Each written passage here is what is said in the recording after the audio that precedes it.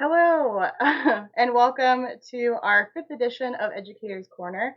My name is Allison Henline, and I'm the Education and Outreach Manager here at the Shaker Historical Society located in Shaker Heights, Ohio. I hope everyone is having a beautiful spring day today. The weather is lovely and sunny here in Northeast Ohio, and I hope that it is by you as well. Last episode, we discussed the brief history of St. Patrick's Isle and the Isle of Man, and the connection to Warrensville settlers, which was formerly known as this area of Shaker Heights and Cleveland Heights. So today we're going to be discussing a favorite springtime activity, buying and planting seeds. The Shakers were well known for their seeds, not only in the area, but across the United States, and some even say globally. I will be discussing the Shaker Seed Company and their process of propagating and selling seeds during their time and comparing it to modern seed production and practices. So before I get into it, I'm going to be talking a little bit about the Shakers and who they were as a group. So a little bit about the Shakers, and this is from the Smithsonian Research cataloger Julia Blakely. So I have a lot of sources that I cited for the specific talk, and I will be posting them in the description after this talk. And just to remind everybody that this is going to be broadcast simultaneously to our Instagram page and to our Facebook Live page. And it will also be available on our YouTube page afterwards. So if you missed any part of this, you can find it on any of those locations. They will stay there forever. And it will also be available on our YouTube page as well. So a little bit about the Shakers, or formerly known as the United Society of Believers in Christ's Second Appearing, was a religious sect commonly referred to as the Shakers and was founded in 18th century England from a branch of the Quakers. Along with other newly formed devotional groups, they soon immigrated to colonial America. There they established as their economic foundation a variety of cottage industries and thrived through the 19th and into the early 20th centuries. Now known mostly for their wonderfully simple architecture, austere and beautifully designed furniture, and such functional objects as nesting oval boxes and baskets, members of the Shaker communities also once had booming garden and seed businesses. I said blooming because I'm thinking of all the flowers that are blooming right now in the springtime. Their labor-intensive methods of working inevitably came to be overwhelmed by competition from industrial manufacturing, as well as the problem of ever-shrinking membership, which is brought on by celibacy, which is one of their central tenets. So they were not a naturally reproducing group. Okay, so early seed production. At least two Shaker communities claimed to have been the first to produce seeds for sale. Joseph Turner of Watervliet, I hope I'm saying that right, Watervliet, New York, recorded that he set aside the first acreage for seed raising in 1790. Gardeners at New Lebanon, New York, began selling their surplus seeds in 1789 or 1790, but did not set aside land for this purpose until 1795. By that year, the societies of Hancock, Canterbury, and Enfield in New Hampshire had joined the enterprise as well. The New Lebanon community appears to have been one of the most successful overall, and one of the longest-lived seed businesses of all, and one of the most innovative.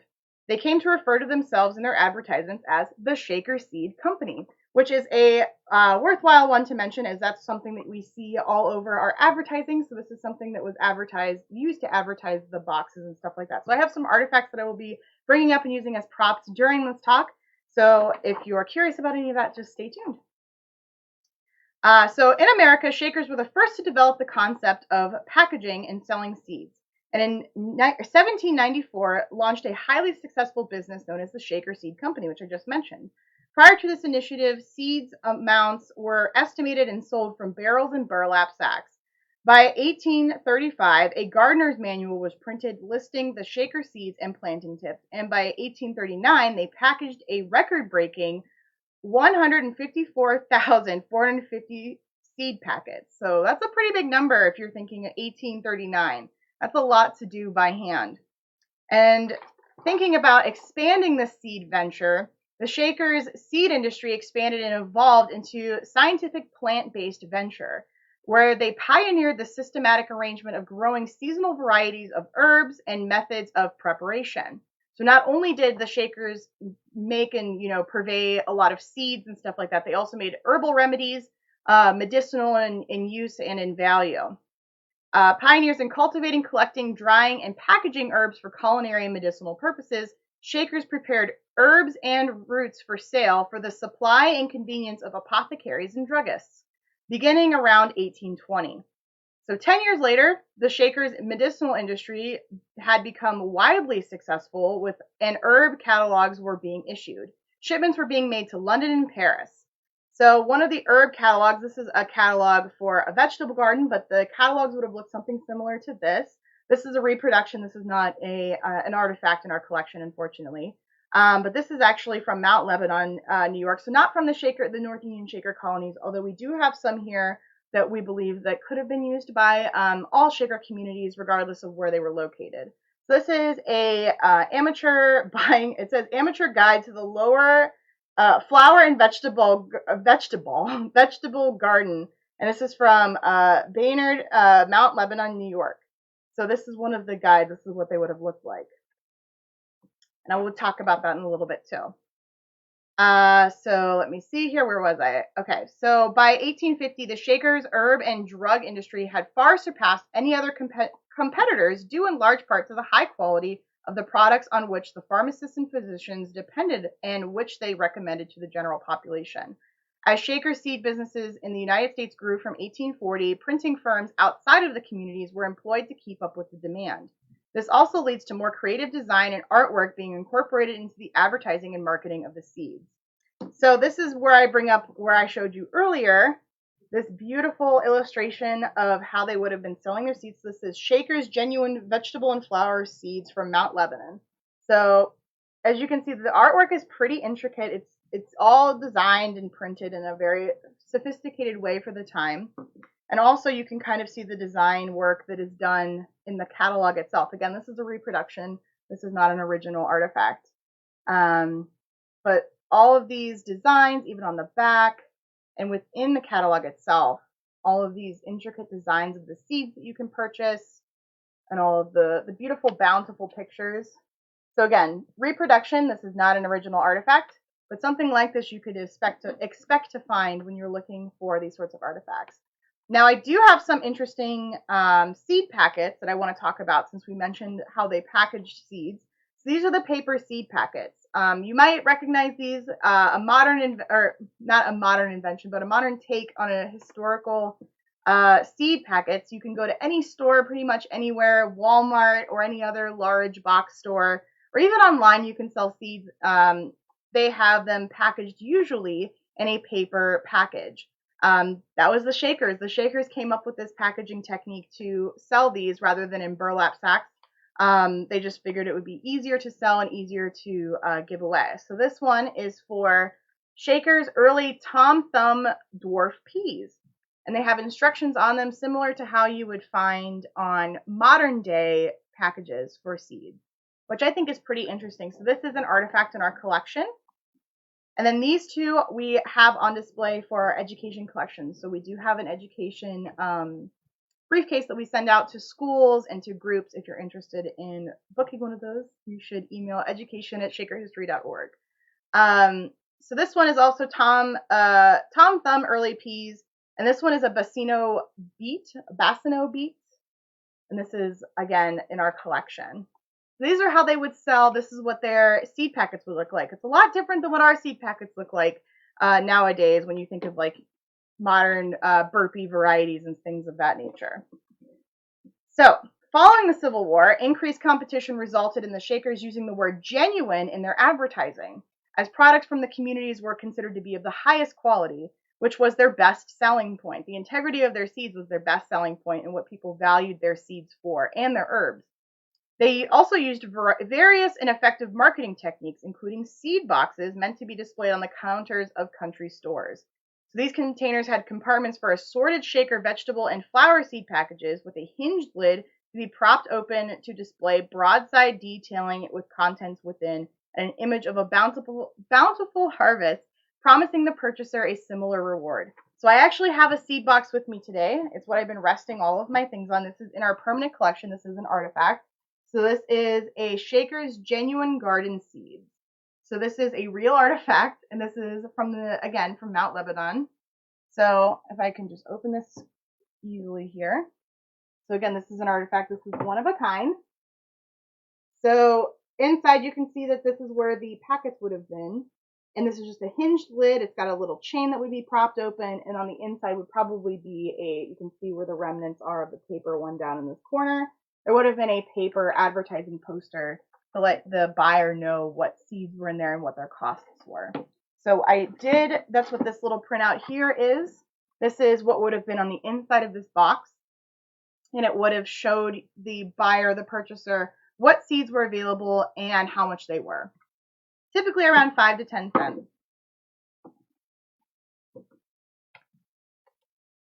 So, selling techniques and marketing. Some sales were made by mail order, so you could send in an order through the catalog and, request with your money what you wanted. But most of the Shaker goods, including seeds, were sold by Shaker peddlers, who established routes throughout the northeastern United States, including northeast Ohio. Wagons were packed with boxes of seeds, as well as herbs and herbal medicines, preserves, dried apples, brooms, cloth, wooden chairs, and many other items.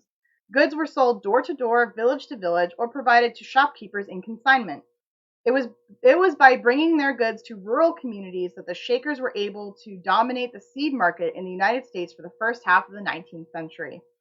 This marketing strategy worked well for the Shakers and was continued by some societies into the late 1800s.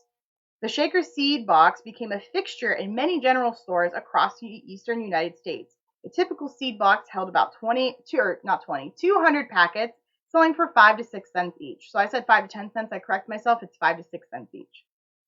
So the changing world and market forces caused the Shaker seed industry to gradually peter out in the beginning of the 20th century, increasing industrialization, growth of urban centers, and ease of shipping and mailing to formerly isolated villages, and overwhelming production from big companies, particularly in Philadelphia and Rochester, eliminated the community's wagon and sleigh seed routes for trading. With their firm spiritual beliefs and practices, the Shakers were not very competitive against aggressive business tactics.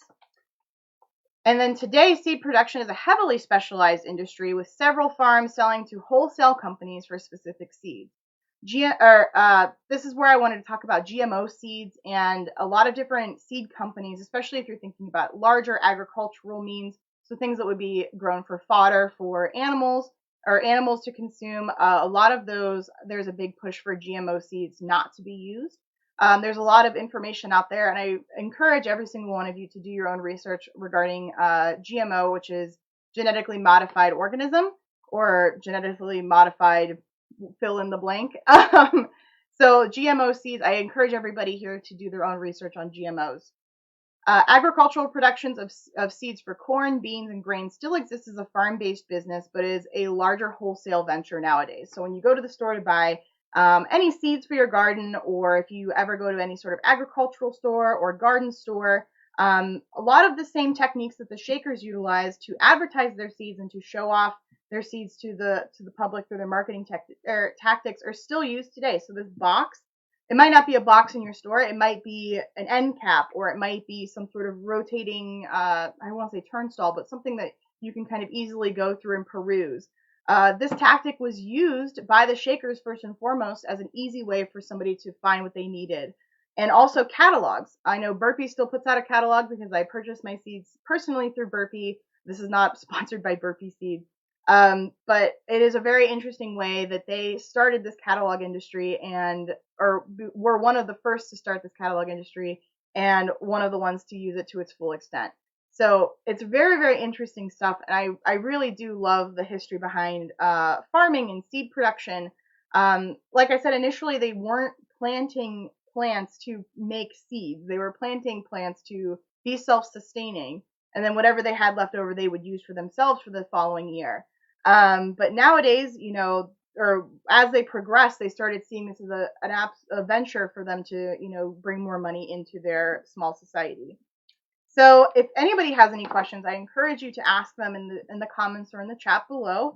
If you're watching this at a later date, please still comment if you have any questions or if you want to bring up any good points, and I will be open to answering them, or you can email me at education@shakerhistory.org.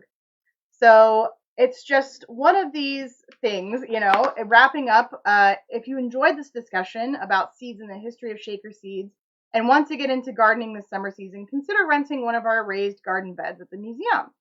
The garden bed rentals are open and start at $40 for non-members or $35 for members, and you get it for the whole growing season. So I think we're opening up the gardens in, I believe we haven't set a specific date, but I want to say like middle to end of May, and those will be open through September. So if you're interested in having a raised garden bed, please do contact us. There is a form on our website at shakerhistory.org, and you can find information to rent your own garden bed.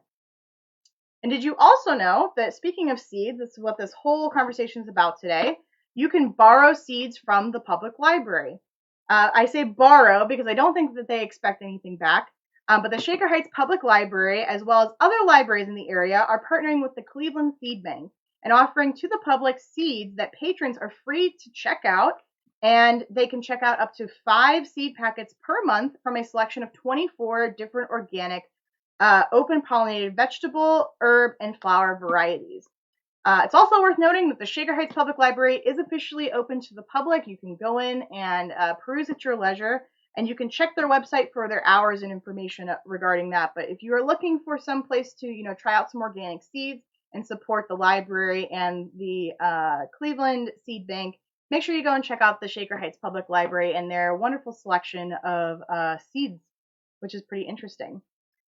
We also have a community volunteer day coming up, which is this Saturday, April 17th from 11 to 3. Registration is required, and all participants are going to be, you have to wear a mask, you can bring a snack, you can do all this other stuff, but we're following CDC guidelines very closely, and we are encouraging anybody that wants to do some light gardening outside. It's all going to take place outdoors, and it looks like it's going to be a nice day Saturday. So if you're interested in, giving back to your community, even in a small way, consider registering and coming to the museum to help out outdoors. We have a lot that we need done to prepare for our busy summer season, and we could use all the help we can get. Or if you're interested in just volunteering in general this year, we're taking open signups right now for adults. So if you're over the age of 18, we have something for you if you're interested in volunteering for us, indoor and outdoor activities. We have a variety of volunteer opportunities available for a right array of interests. So if you're interested in volunteering outside of this volunteer day, which is happening this weekend, you can find more information on our website at shakerhistory.org. So again, thank you so much for being here. Oh, I have a question. What kind of seeds would they predominantly grow? Mainly wheat farmers, or was it a bit of everything? So that's a good question, Joanne. They would grow pretty much anything. As you can see here, they have peas, they have beets, they have tomatoes. They grew a little bit of everything because they would can and preserve as much as they could to sustain them through the year. So they were self-sustaining. This is before there were grocery stores that you could just go to and pick up whatever you needed. So they had to make sure that they had enough to feed the entire community. So the Shakers were a very communistic community and believed in taking care of everyone within their neighborhood and their community. So they would have grown enough produce and enough of their variety of vegetables to sustain the rest of the population. So did they ever have an issue with overcooking grains like rice? A lot of people today use a pot instead of a rice cooker, for example, or were they more efficient due to not wanting to waste? So there's a very popular saying called "shaker your plate," and this is something that we hear a lot as the Shaker Historical Society. Even though we are not just Shakers anymore, we cover all of Shaker Heights history, which is the community that we're based in. Shaker your plate is a common phrase that was used that means waste not, want not, essentially. So you would not waste any scrap of food, anything that you were, cutting up, any grains you were making, anything that was either, as long as it was consumable or reusable in some way, I'm sure that the Shakers would have found a way to reuse them. But regarding your question about cooking utensils, I actually did a whole series on historic recipes in modern kitchens. I'm happy to revisit that if you'd like, but there's more information about that and how they would have cooked, not maybe specifically the Shakers, but more specifically just people in that time frame. So if you're interested in that, they did have a lot of open hearth cooking, but they also had early stoves as well. So wood stoves, coal stoves, things of that nature as well. But that's a really good question. Thank you for asking. So without further ado, if there's any more questions, if anybody has any other questions, Would love to see some recipes at some point. Of course, yes, we're going to be doing a cooking series, hopefully, fingers crossed, in late summer or fall. So if you're interested in seeing more recipes, or if you're interested in seeing any other cooking techniques or anything of that nature, we're going to be working really hard to bring these to you virtually. We're also going to be offering a lot of in-person programming this summer. So if you're not already a member of the Shaker Historical Society, I encourage you to get a membership. You can find more information on getting a membership at shakerhistory.org. I think it's /membership or support us. I think it's support us. So shakerhistory.org /support us. So if you're interested, these live posts are wonderful. I hope you'll continue. Yes, we are going to be continuing these long into the summer. We're probably going to rebrand the Educator's Corners to something a little bit more like a bite of history. So if you see it change, that's probably what we're doing. We're rebranding it a little bit. So I wanted to thank everybody for coming here, and thank you for supporting the Shaker Historical Society. Again, my name is Allison, and I am the educator here at the Shaker Historical Society. If you have any other questions about anything that I mentioned, or if you're interested in volunteering this weekend, please, please, please shoot me a message, shoot me an email at education@shakerhistory.org. So again, that's education@shakerhistory.org. So thank you again, and I hope to see you all on the next one. Have a great rest of your week, and I will see you later. Bye.